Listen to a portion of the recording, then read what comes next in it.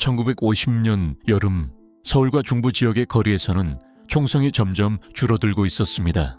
전선이 멀어지자 사람들은 전쟁이 잠시 멈춘 것처럼 느꼈습니다. 하지만 그때부터 사람들이 조용히 사라지기 시작합니다. 총을 들었던 군인이 아니라 피난조차 가지 못한 민간인이었습니다. 그 중에서도 젊은 여성들이었습니다. 하루 전까지만 해도 집에 있던 딸이 아침이 되자 보이지 않았습니다. 문은 부서지지 않았고 피가 남아있지도 않았습니다.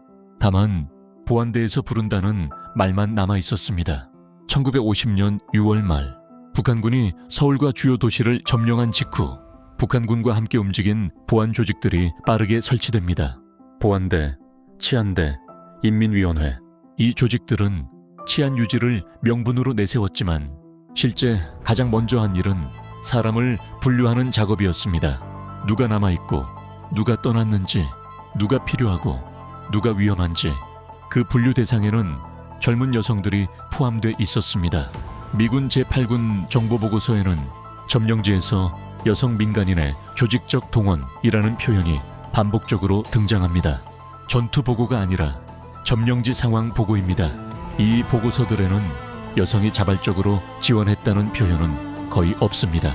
대신 허굴, 소집, 강제 이동이라는 단어가 사용됩니다.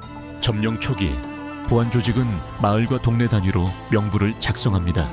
연령, 가족관계, 직업, 그 과정에서 특정 연령대의 여성들이 표식됩니다. 대개 10대 후반에서 20대 초중반. 이들은 어느 날 갑자기 집으로 호출 통지를 받거나 보안요원에게 직접 불려나갑니다.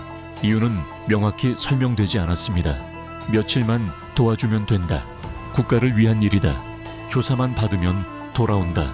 하지만 돌아오지 않은 경우가 대부분이었습니다.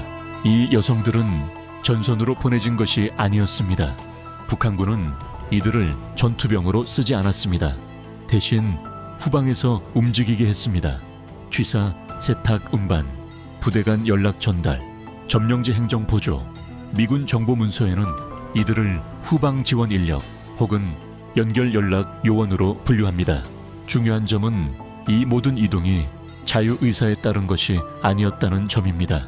부모의 동의는 없었고 본인의 선택권도 없었습니다. 이동 경로는 외부와 차단돼 있었습니다. 가족이 뒤따라갈 수 없었고 연락할 방법도 없었습니다. 수복 이후 가족들이 찾았지만 행방은 확인되지 않았습니다. 이 과정은 우발적 사건이 아니었습니다. 북한군은 점령지를 통제하기 위해 후방을 안정시키는 것을 최우선 과제로 삼았습니다. 그 방법 중 하나가 노동력과 인력을 강제로 확보하는 것이었습니다. 그리고 그 대상 중 하나가 젊은 여성이었습니다. 왜 여성이었을까요? 첫째, 전투에 투입되지 않으면서도 후방 유지에 필수적이었기 때문입니다. 둘째, 도망 가능성이 낮다고 판단했기 때문입니다. 셋째, 가족을 인질처럼 묶어 지역 통제를 강화할 수 있었기 때문입니다. 실제로 여성이 동원된 가정은 저항이 현저히 줄었다는 보고가 남아 있습니다. 이는 군사작전의 일부였습니다. 전쟁 중 사람을 이용한 통제 전략이었습니다. 이 점은 외신 기자들의 기록에서도 확인됩니다. 1950년 여름과 가을 서울과 중부 지역을 취재한 외신 기사에는 젊은 여성의 실종이 빈번하다는 문장이 등장합니다. 이 기사들은 성적 범죄를 언급하지 않습니다. 대신 강제 동원, 노동 이동, 귀환 불가라는 표현을 씁니다. 전쟁 범죄를 사실로 기록한 문장들입니다. 수복 이후 이 문제는 거의 다뤄지지 않았습니다. 이유는 명확합니다. 돌아오지 못한 사람이 많았고 돌아온 사람도 말할 수 없었기 때문입니다. 전쟁 직후 사회에서 이 문제를 공개적으로 말하는 것은 또 다른 낙인이었습니다. 그래서 기록은 흩어졌고 증언은 묻혔습니다. 하지만 사라지지는 않았습니다. 미군 문서, 선교사 기록, 가족 증언, 서로 다른 출처가 같은 이야기를 합니다.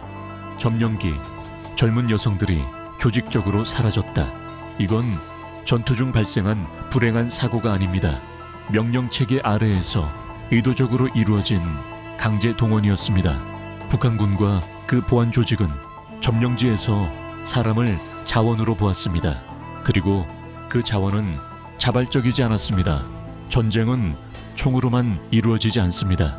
누군가는 싸우기 위해 총을 들었고 누군가는 싸우지 못하도록 삶 자체가 통제당했습니다. 이 여성들은 적도 아니었고 군인도 아니었습니다. 그럼에도 전쟁의 구조 속에서 사라졌습니다. 이 이야기는 특정 개인의 비극이 아닙니다. 점령이 시작될 때 권력이 어떤 방식으로 사람을 다루는지에 대한 기록입니다. 그리고 그 기록은 지금도 완전히 끝나지 않았습니다. 말해지지 않았을 뿐입니다. 이 영상은 그 침묵 위에 사실을 다시 올려놓는 시도입니다. 전쟁은 끝났지만 기록은 남아야 하기 때문입니다.